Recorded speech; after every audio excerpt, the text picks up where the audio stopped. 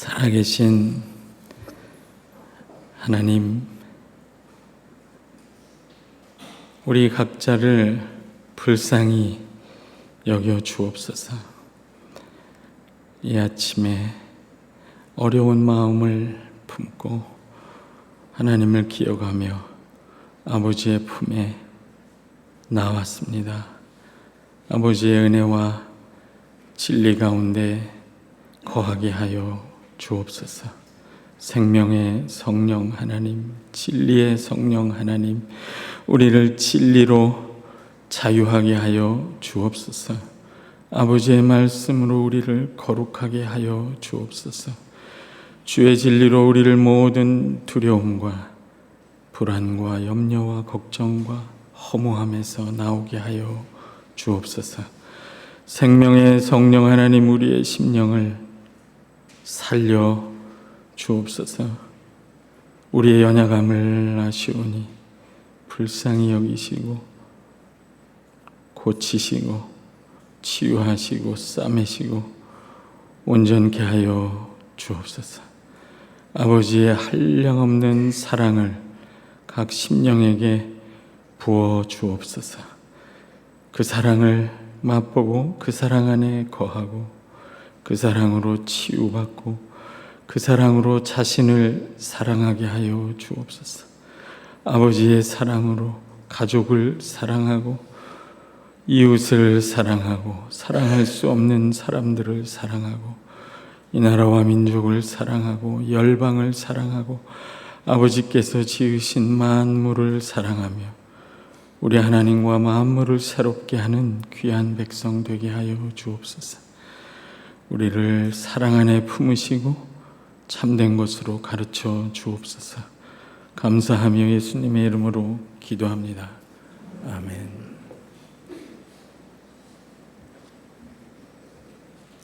제가 학생들하고 대화하다가 이 학생은 하나님의 바른 말씀이 필요하다라고 느꼈을 때 가끔 저기 수원에 나그네 교회가 있는데 거기 찾아가 봐라 그렇게 하곤 했습니다. 이 교회에서 말씀을 가르치시는 목사님을 믿을만 하다고 생각을 했어요. 그 학생들만 보내다가 제가 직접 와서 기쁘고 감사합니다. 여러분과 함께 예배하게 돼서 참으로 감사해요. 여러분의 가정과 여러분의 심령과 자녀들과 인생 위에 하나님의 크신 축복이 함께 하시기를 주의 이름으로 축복합니다. 오늘 말씀에 21절에 이런 표현이 있습니다. 마음에 심어진 말씀을 온유함으로 받으라. 그런데 그 말씀은 능히 너희 영혼을 구원할 능력이 있는 말씀이다. 여기서 심어졌다. 마음에 심어진 말씀이다 라고 했을 때 그 말씀은 내가 주일에 설교를 듣고 은혜 받았다, 내가 기억해야지, 내가 내 마음판에 기록해야지, 그런 정도의 의미가 아니에요. 하나님이 심어 놓으신 거예요. 씨앗을 밭에 심어 놓듯이 농부가 심어 놓으신 거예요. 18절에 보시면 그가 그 조물 중에 우리로 한 첫 열매가 되게 하시려고 자기의 뜻을 좇아 진리의 말씀으로 우리를 낳으셨느니라.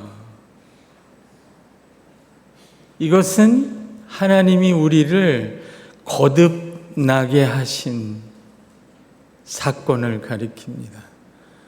그가 우리를 낳으셨다. 어머니가 우리를 낳으시면 첫 번째 육신의 생명이죠. 근데 하나님이 우리를 낳으셨어요. 그러니까 영적인 생명이에요. 두 번째 창조예요. 첫 번째 하나님이 사람을 만드셨을 때는 흙으로 만드셨어요. 지금은 진리의 말씀으로 너희를 낳으셨다고 얘기해요. 만일 저와 여러분이 하나님을 아버지로 부른다면, 저와 여러분이 예수님을 주로 고백한다면 그것은 성령께서 우리 안에 역사하신 거고, 저와 여러분은 영적인 생명을 갖고 있는 것이고 거듭난 하나님의 백성입니다. 근데 놀라운 건 우리가 영적 생명을 받을 때 진리의 말씀으로 우리를 낳으셨다고 했어요. 복음을 들었단 말이에요. 말씀이신 그 아들을 받아들였다는 말이에요. 진리의 말씀으로 낳으셨으니까 그렇게 나아진 우리의 영적 생명의 가장 큰 특징은 진리의 말씀인 거예요. 그게 21절입니다.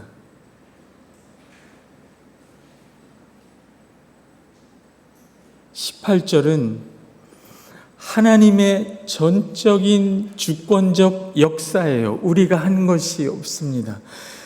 어머니가 아이의 허락을 받지 않고 아이를 낳듯이 하나님 아버지께서 저와 여러분을 진리의 말씀으로 낳으셨어요. 영적인 생명을 주셨습니다. 하나님이 하신 일이에요. 그 결과가 21절이란 말이죠.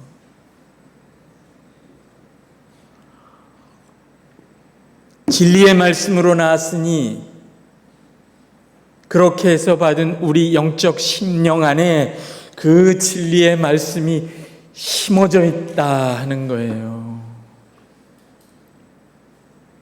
놀라운 말씀입니다. 하나님의 말씀이 이미 저와 여러분의 중생한 심령 안에 심겨져 있어요. 오늘 어린아이에게 했던 설교 그대로입니다. 여러분의 마음에는 여러분 혼자 있는 게 아니에요. 성령 하나님도 그 안에 내주해 계시죠.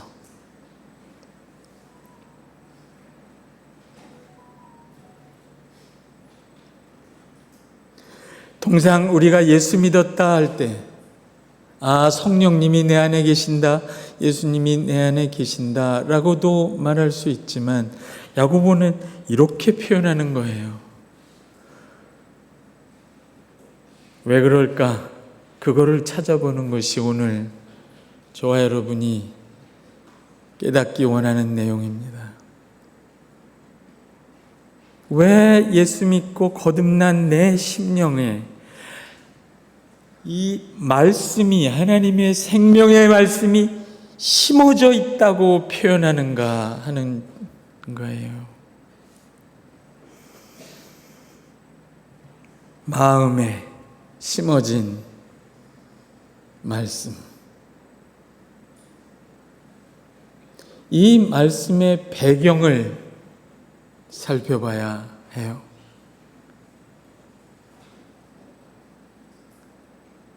놀랍게도 이 말씀의 배경에는 예레미야 31장 새 언약이 있습니다. 제가 이 교회에 와서 설교하면서 그런 생각했어요. 수준을 높여야지. 김병훈 목사님이 얼마나 높여놨을까? 새 언약 내용입니다. 한번 보세요. 31절부터 34절까지 우리 다 같이 읽어보겠습니다. 읽겠습니다. 시작. 여호와의 말씀이니라.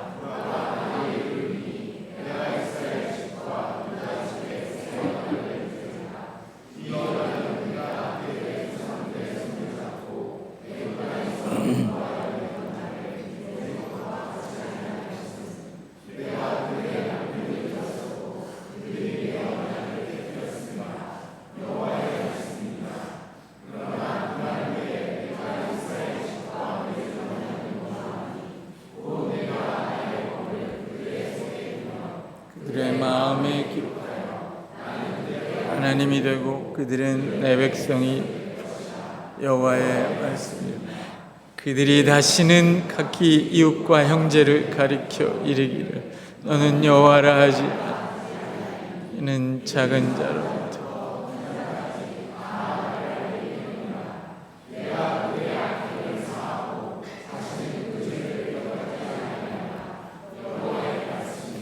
지금 여러분이 들은 야고보서가 선포하는 복음의 내용, 너희의 심령 안에 하나님의 생명의 말씀, 살았고 영원한 말씀이 심겨져 있다라고 하는 이 기쁜 소식은 이 예레미야가 내다보았던 새 언약의 성취입니다. 말씀이 육신이 되사 육신 뿌린 우리 안에 이 말씀을 심어 놓으신 거예요. 놀라운 복음이에요. 하나님이 왜 이렇게 하셨냐? 32절 끝에 하나님이 새 언약을 만드셨던 이유가 있습니다. 너희가 내 옛 언약을 깨트렸음이라 못 지켰단 말이에요.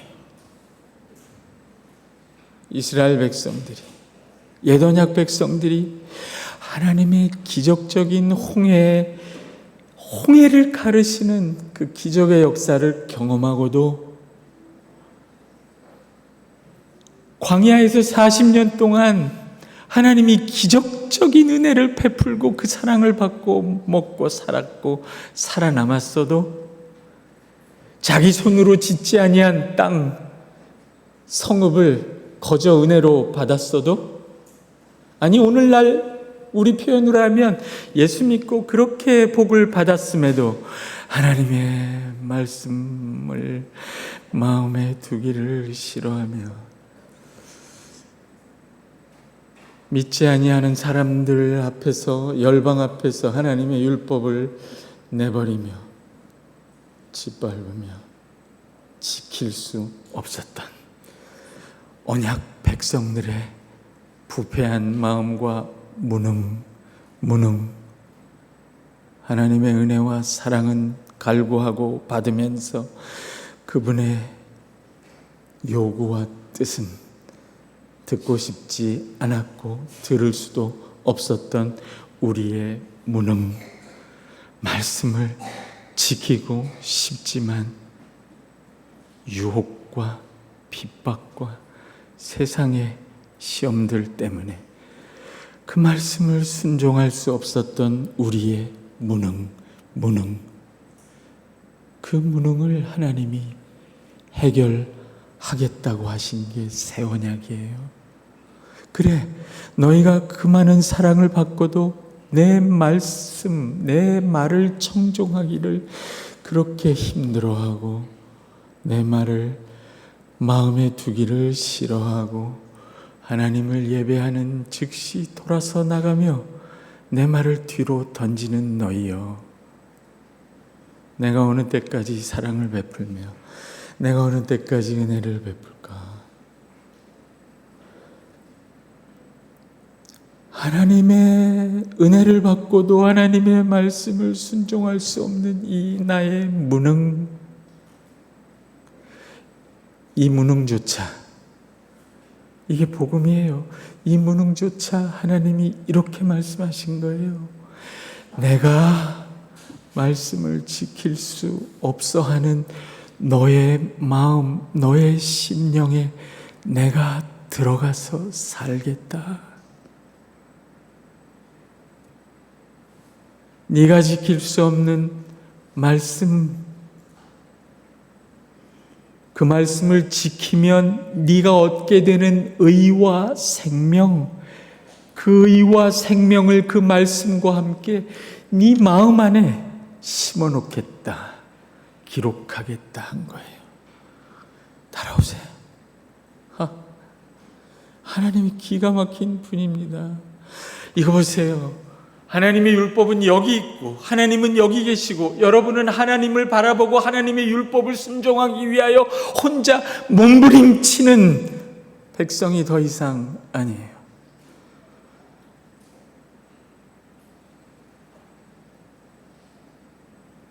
하나님의 율법을 알아도 지킬 수 없는 너의 마음, 너의 부패한 마음, 너의 무능, 그것까지 내가 새롭게 하겠다. 내 말씀, 내 생명의 말씀을 너의 심령에 기록하겠다. 옛 언약 때는 하나님의 율법이 돌판에 기록되어 있습니다. 읽고 나서 돌아서면 잊어버려요. 새 언약 백성 된 여러분 안에는 이 말씀이 그 생명과 의와 영광과 거룩과 함께 통째로 여러분 안에 씨앗처럼 심겨 있다는 거예요. 이게 복음이에요. 야고보서만 이렇게 얘기한 게 아닙니다. 베드로전서 1장에 보면 베드로가 이렇게 얘기합니다. 너희가 거듭난 것이 썩어질 씨로 된 것이 아니라 썩지 아니할 씨로 되었느니라. 요한도 이렇게 얘기합니다.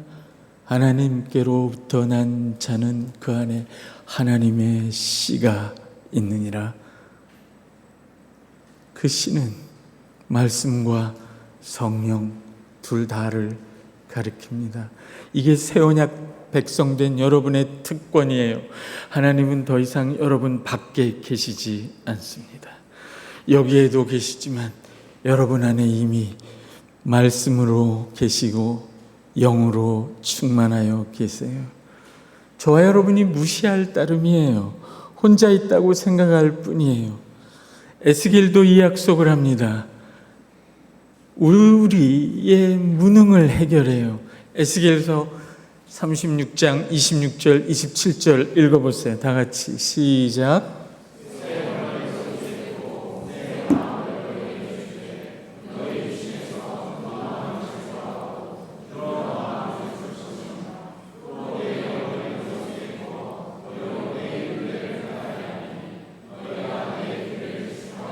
너희로 내 율례를 행하게 하리니 너희로 내 말씀을 순종하여 그 말씀의 생명과 의와 영광을 누리게 하리니. 어떻게 해요?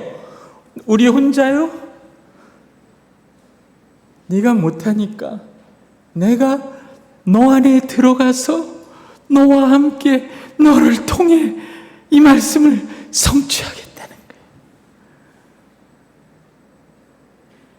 우리가 지켜야 할 말씀도 그 말씀을 지킬 때 얻는 의와 생명을 통째로 우리 안에 심어주셨어요. 말씀이신 그 아들이 우리 안에 거한다는 뜻이에요. 그 말씀을 생각나게 하고 지키게 하시는 능력을 주시는 분도 여러분 안에 거하는 성령 하나님의 영이십니다. 그러니까 새 언약 백성은요, 그 안에 자기 안에 말씀이신 그 아들과 그 말씀을 이루게 하시고 그 말씀의 생명과 영광을 누리게 하시는 성령이 함께 거합니다. 아버지의 사랑 안에서 그 아들의 말씀과 성령 하나님의 영과 하나님 아버지의 사랑이 아버지께서 그 사랑 안에서 이 안에 거하고 계세요. 여러분 안에 삼위 하나님이 거하고 계세요. 그래서 여러분이 살아있는 하나님의 성전이에요.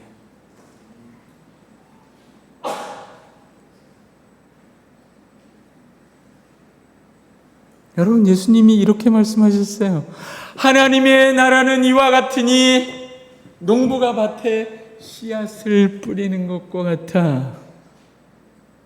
여러분, 한 나라의 통치가 임하면요, 악인이 심판받고 의인이 구원을 받고 정부가 바뀌고 군대가 바뀌고 온 정치, 사회, 문화적 체계가 바뀔 겁니다. 하나님은 그렇게 말 안 했어요. 하늘의 통치가 이 땅에 임하여 너희에게 임하는데 이렇게 임한다. 농부가 밭에 씨앗을 뿌린 것 같다. 그 밭은 너희의 마음이고 씨앗은 썩지 아니하는 생명의 말씀이다. 살았고 영원한 말씀. 여러분 안에 심긴 말씀이 생명의 말씀입니다. 빛이 있으라. 아니, 빛이 생기게 했던 창조의 말씀이 여러분 안에 있어요. 그 말씀이 왜 여러분 안에 있는 어둠을 다 몰아내지 못하겠습니까? 왜? 어둠에서 빛을 창조한 말씀이에요. 아버지, 이 말씀의 생명이 내 안에 꽃을 피우게 하사 내 안에 있는 모든 어둠을 몰아가 주시옵소서 라고 하면 그 말씀이 여러분 안에서 빛이 될 거예요. 아멘 하리라고 기대 안 했어요. 죽은 지 사흘 된 나사로에게 예수님이 이렇게 말씀하셨어요. 나사로야, 나오너라. 죽은 자를 살리시는 생명의 말씀이 이미 여러분 안에, 여러분의 심령에, 죽어가는 여러분의 심령에 부활 생명의 말씀이 심겨 있어요. 그 말씀이 왜 죽은 여러분을 살리지 못하겠습니까? 여러분의 심령뿐만 아니라 죽을 육체도 살릴 거예요.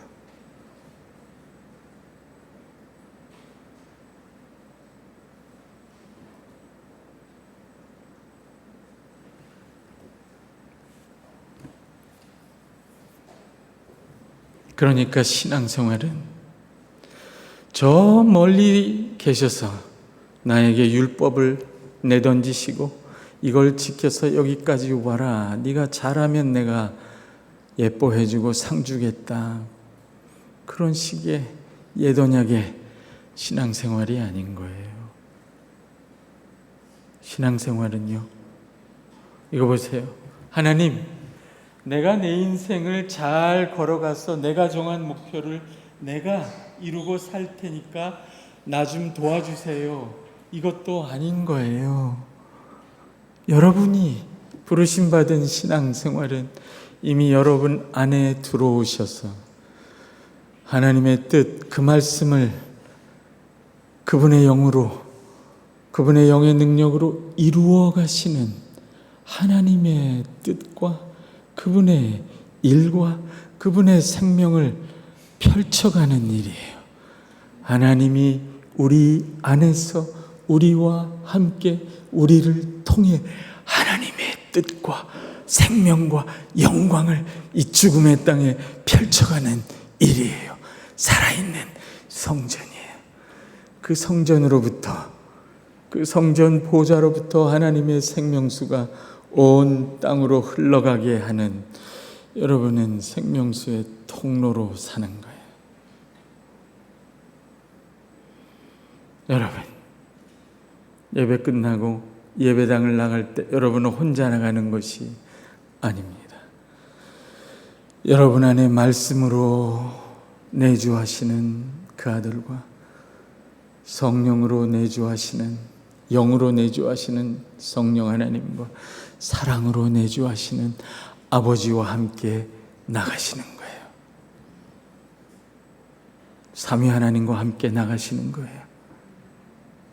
혼자 들어왔다 넷이 나가는 거예요. 제가 이렇게까지 설명을 해야 돼요. 예수 믿는 사람은 절대로 혼자 있을 수가 없어요. 쓸쓸한 가을이 와서 외롭다고 말하지 마세요. 자녀들이 찾아오지 않는다고 골방에 앉아서 울지 마세요. 혼자 있어도 넷이 있는 거예요. 예수 믿었다는 건 거룩한 공회, 예수 믿었다는 건 교회가 되었다, 그런 뜻이에요.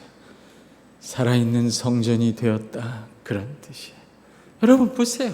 그러니까 구약에서는 하나님과 우리 사이를 이렇게 표현합니다. 나는 너의 하나님이 되고 왕이 되고 너희는 내 백성이 되리라. 왕과 백성이잖아요. 구약시대는 군주 시대니까 그런 표현을 하는 거예요. 그것도 멋있어요. 하나님은 나의 목자시니 우리는 그의 양이라 목자와 양으로 표현하잖아요. 그것도 멋있어요. 그러나 여러분은 그거보다 더 뛰어난 친밀한 관계 속으로 들어와 버렸어요. 말씀이 육신이 되셨어요. 육신인 우리가 말씀이신 그 아들을 갖게 되었어요. 하나님의 영이 돌로 지은 성전이 아니라 솔로몬의 성전 수천의 양과 서로 제사를 드려서 그 피가 속죄의 피가 온 성전에 가득할 때 그 위에 빽빽하게 임했던 하나님의 임재 영광이 영원한 속죄 제물을 가지신 예수 그리스도를 가진 여러분의 심령 안에 하나님의 영이 직접 임했어요. 그래서 여러분이 성전이에요. 살아있는 성전.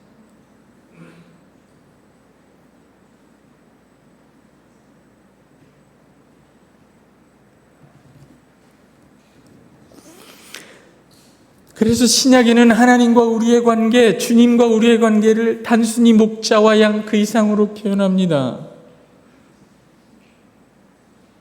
사도 바울 보세요. 뭐라 그럽니까? 우리가 예수 그리스도를 가졌다, 믿었다는 걸 뭐라고 표현해요? 우리는 질그릇인데 하나님이 그 안에 보배를 넣어두셨다는 거예요.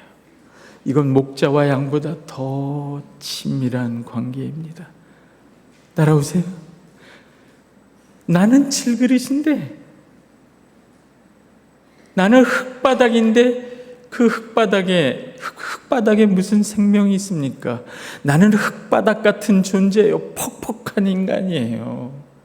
나오는 말도 다 퍽퍽하고 나도 퍽퍽하고 흙바닥 같은 인간인데 그 안에 생명의 씨앗을 심어 놓은 것처럼 나는 질그릇 같은 존재인데 그 안에 하나님이 보배이신 그 아들을 넣어두셨다는 거예요. 우리 안에 오셨다는 거예요. 아멘. 그러니까 질그릇이 깨져도 우리는 기쁜 일이 생겨요. 따라오시죠? 실패하고 깨졌는데 내 안에 있는 보배이신 그분을 발견하는 일이 생기는 겁니다. 아멘. 이걸 좀 발견하시면 좋겠어요. 제가 제일 슬픈 게 예수 믿는 그리스도인들이 혼자 사는 거예요. 혼자 신앙생활합니다. 일평생 그릇을 닦아요. 사회에서는 주여 이 질그릇이 예수 믿고 복받아 은그릇이 되게 하옵소서. 좀 승진 좀 하게 하옵소서. 그래서 하나님이 질그릇을 은그릇으로 바꿔주면 교회 와서 보니까 저 집사님은 질그릇에서 금그릇이 됐어. 주여 나도 금그릇이 되게. 이 그릇 싸움 하다가 가요. 여러분은 표정 보니까 그런 싸움 안 하는 것 같아요. 성화된 분들이에요. 그릇 싸움 안 하고 숟가락 싸움 하세요? 주여 흙수저로 태어났으나 주여 은수저. 여러분 질그릇이나 은그릇이나 대동소이합니다. 속은 비어있는 거예요. 그 안에 보배를 두셨다. 어떤 사람은요 아주 정통적인 좋은 교회 다니면서 보세요. 자기 안에 거하시는 그리스도 하나님의 영, 그 보배를 발견하지 못하고 끊임없이 질그릇 같은 자기 그릇을 깨끗하게 닦습니다. 경건의 이름으로 질그릇이 반질반질한 은그릇이 될 때까지 닦습니다. 그리고는 자기가 보배로운 존재라고 착각해요. 30년 닦아서 반질반질한 질그릇도요 떨어지면 깨집니다. 그릇도 중요하지만 더 중요한 건 여러분 안에 심어두신 하나님의 생명의 말씀이에요. 여러분 안에 거하시는 그분, 성령 하나님. 어떻게 내 안에 거하시는 아들과 내 안에 거하시는 그분과 함께 화목하게 살 수 있을까?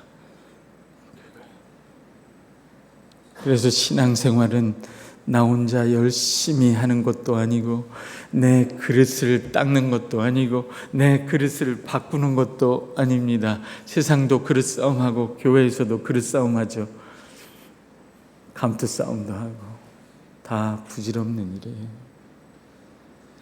우리 안에 하나님이 두신 그 아들과 성령의 은혜와 진리와 영광, 이것을 어떻게 내 것으로 만드느냐 하는 거예요.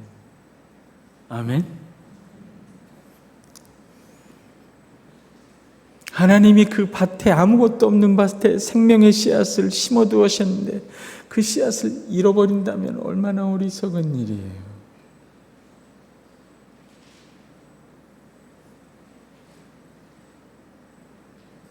우리 안에 오신 그분과 더불어 사는 법을 배우는 것입니다. 그것을 오늘 본문은 온유함으로 받으라 이렇게 얘기합니다.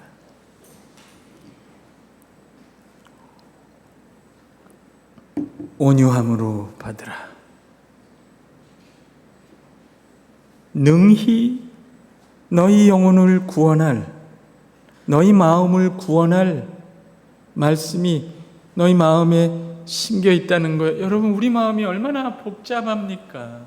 이 세상을 살며 수없이 시험에 들어요. 유혹에 빠지고 위협을 당해서 마음이 나뉩니다. 이리 찢기고 저리 찢기고 상한 내 마음이라도 그 마음에 하나님이 척박한 땅에 생명의 씨앗을 심은 것처럼 내 시험당하는 마음, 내 갈라진 마음, 이쪽에서는 하나님을 부르고 이쪽에서는 세상을 찾는 내 갈라진 마음 안에 하나님이 살았고 영원한 말씀을 심어두셨다는 거예요. 그래서 여러분의 마음은 영원히 갈라지지 않습니다. 여러분의 시험 드는 마음, 갈라지는 마음, 그 밑에 하나님의 말씀이 그 마음을 붙들고 있어요. 그 마음으로부터 나오는 생명과 위로와 거룩과 의와, 우리에게는 없는 그 거룩과 의와 생명이 그 말씀으로부터 나와서 내 찢긴 마음을 능히 구원하고도 남는단 말이에요. 아멘. 이게 복음이에요. 그럼 우리는 아무것도 안 해도 되나요? 온유함으로 받으라. 온유함으로 받으라. 온유함이 뭔가요? 아까도 우리 아이들에게 얘기했어요. 내 생각이 맞다고 말하지 않는 거예요. 고집을 버리는 거예요. 온유함으로 받으라. 말씀이 뭡니까, 여러분? 말씀은 한 인격의 뜻이에요. 생각이에요. 말씀은 한 인격의 의지예요. 이렇게 하겠다고 하는 거예요. 말씀은 한 인격의 성품이에요. 특별히 사랑이에요. 우리 안에 심겨있는 이 말씀, 우리의 찢겨진 마음을 치유하고도 남는, 회복하고 구원하고도 남는 이 생명의 말씀에서 나오는 것이 뭐예요? 하나님의 생각이에요. 그 생각에 동의하는 겁니다. 내가 하는 건 동의하는 것밖에 없어요. 온유함으로 받으라. 네, 하나님의 뜻이 맞습니다. 내 생각이 틀렸습니다. 하나님의 의지에 동의하는 겁니다. 그렇게 하십시오. 온유함으로. 하나님의 사랑의 충동에 동의하는 겁니다. 네, 하나님의 사랑을 내가 받겠습니다. 하나님의 사랑으로 저도 사랑하겠습니다. 하나님의 생각에 동의하고, 하나님의 의지에 동의하고, 하나님의 사랑에 따라 흘러가기로 결심할 때 우리는 그 말씀을 온유함으로 받고 그 말씀이 우리의 심령을 치유합니다. 그리고 그 말씀이 원하는 길을 가게 됩니다. 그것이 자기 부인의 길이든 십자가를 지는 길이든 그 말씀의 길을 따라가게 돼요. 여러분, 자기를 부인하고 십자가를 지는 거는 어렵죠. 우리가 그걸 어떻게 합니까? 제가 생각을 해봤어요. 예수님이 연구를 30년을 했는데 진짜 생각해봤어요. 예수님은 어떻게 광야에서 40일 동안 금식하며 기도했을까? 왜 죄도 없는 예수님이 죄 많은 우리를 위하여 그 억울한 일이잖아요. 그거를 왜 하셨을까? 어떻게 하실 수 있었을까? 하나님, 저는 어떻게 십자가를 지고 따라갑니까? 주님은 어떻게 해서 십자가를 지셨나요? 물어봤어요. 요한복음을 읽다가 답을 찾았어요. 요한복음 5장에 이런 얘기가 있어요. 유대인들이 예수님을 안 믿는 거예요. 예수님이 이런 말씀을 합니다. 나는 아버지의 영광을 구하는데 너희가 나를 믿지 않는구나. 왜 그럴까? 너희는 사람의 영광을 구하기 때문에 아버지의 영광을 구하는 나를 알 수도 없고 받을 수도 없구나. 너희는 왜 사람의 영광을 구하니? 내가 너희의 심령을 보니. 요한복음 5장 42절에 이렇게 얘기합니다. 내가 너희 속에 하나님 사랑하는 것이 없는 줄을 알았다. 사랑하는 새 언약 백성된 여러분, 그 말을 뒤집어 보세요. 너희 속에 하나님 사랑하는 것이 없기 때문에 하나님의 영광을 구하지도 않는구나. 뒤집어 말하면 그게 예수님의 마음을 설명합니다. 예수님이 어떻게 자기를 부인하고 십자가를 지며 오직 하나님의 영광만을 구하는 그 길을 우리를 위하여 갔을까요? 우리는 어떻게 그분을 따라갈 수 있을까요? 그 말씀대로 살 수 있을까요? 예수님 안에 아버지를 사랑하는 마음이 있었던 거예요. 아버지를 사랑하는 마음.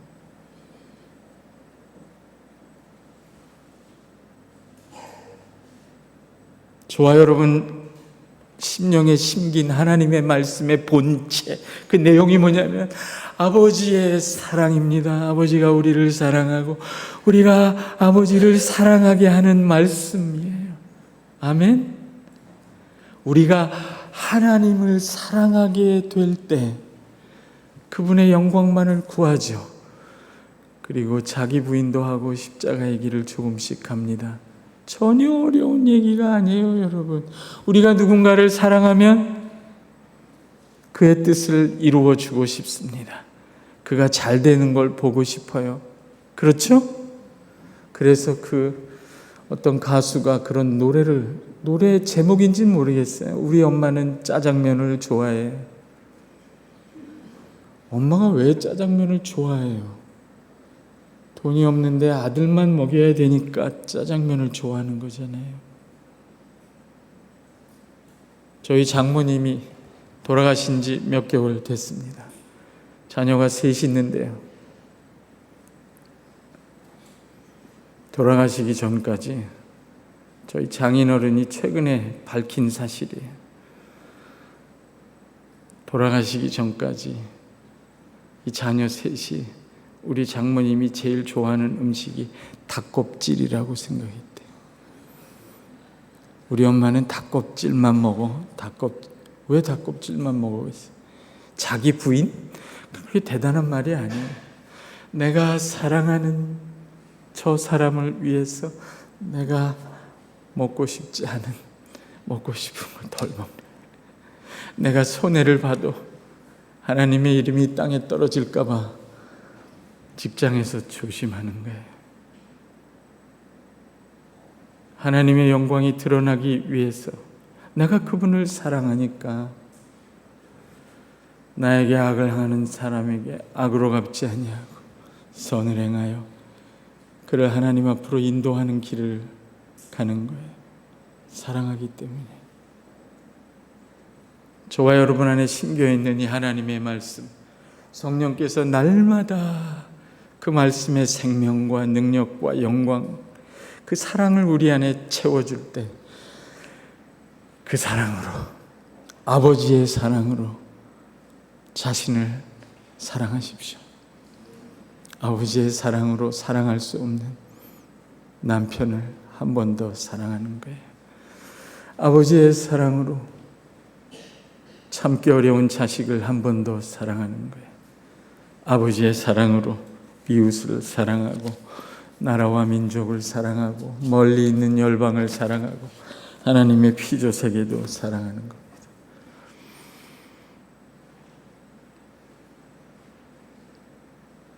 그 말씀을 우리 심령에 심어주신 하나님을 찬송하고 그 말씀이신 그 아들을 끌어안고 그 말씀의 생명과 은혜와 사랑을 누리고 그 말씀이 이끄는 대로 사랑의 길을 그 나그네 길을 끝까지 다가가서 사랑의 아버지의 품에 다 이르시는 복된 성도 되시기를 주의 이름으로 축복합니다.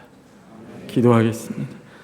살아계신 하나님 아버지, 마른 땅 같은 우리의 심령에 생명의 말씀이신 그 아들을 보내어 주심을 감사합니다. 그 아들을 알게 하시고 누리게 하시는 성령 하나님을 보내주심을 감사합니다. 하나님이 세상을 이처럼 사랑하사 보내신 그 아들과 함께 우리에게 부어주신 아버지의 사랑을 감사합니다. 그 아들의 생명과 은혜와 성령 하나님의 역사와 아버지의 사랑 안에 거하여 그 사랑으로 살게 하여 주옵소서. 감사함이 예수님의 이름으로 기도합니다.